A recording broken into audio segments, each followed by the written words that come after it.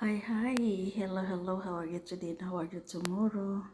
Today mga palangga ay strictly diet na po tayo talaga dahil ako ay lumalaki na at wala na akong ibang maisuot. So ito po yung aking 16 hours intermittent fasting.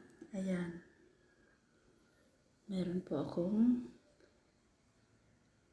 paksiw, hard-boiled egg, and lettuce, and then cucumber, and of course my black coffee without sugar. So tara mga palangga, samahan niyo po ako. Ayan, so wow, mainit pa yung itlog mga palangga. Ayan.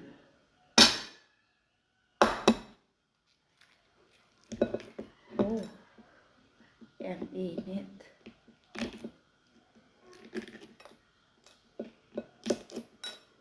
As in ang init. Wow. Masyadong mainit.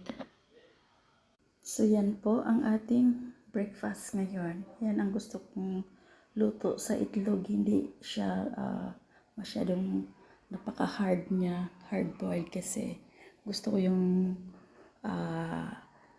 ganitong texture ng kanyang pagkaluto kasi yung very nutrient.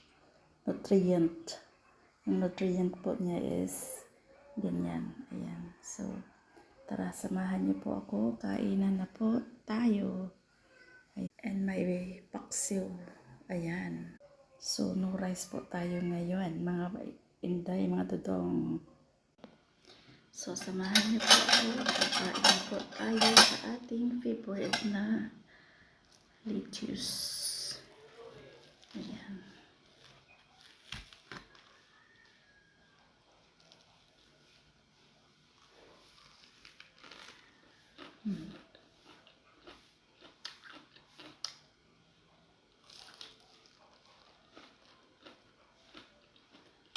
So, mga palangga, ito yung aking day 1 sa way of eating ko ngayon. Kasi talagang tumaba na po ako talaga at hindi ko na suot yung aking mga damit. So,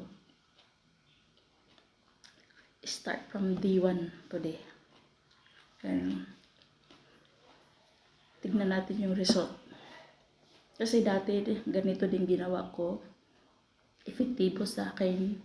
1 month lang, 2 months lang, nag-lose na ako ng 15 kg. Yes, kung nakita niyo po yung vlog ko before, mga 2022, doon po ako nag-lose weight from 63 down to 50. So, I'm so happy that time kasi talagang nag-workout yung aking pag-keto diet. So, ngayon ibalik ko siya for